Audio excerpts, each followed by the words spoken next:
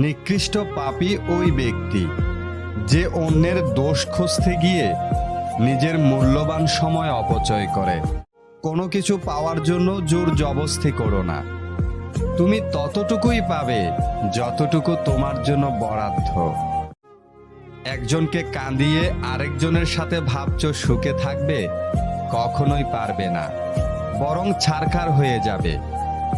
এমন কারো পাল্লায় পড়তে হবে যে তুমি যতটা কষ্ট দিয়ে রেখেছ তার থেকে দ্বিগুণ কষ্ট তুমি পেয়ে যাবে। যদি সফলতা পেতে চাও তাহলে বাহিরে বের হও, ধাক্কা খাও, যা হোক কিছু করো, কিন্তু ঘরে বসে ফালতু বসে থেকো না। কুকুরকে উপকার করেন, দেখবেন রাত জেগে আপনার বাড়ি পাহারা দিবে। আর মানুষকে উপকার করেন, দেখবেন সব থেকে মোটা বাসটাই আপনাকে দিবে।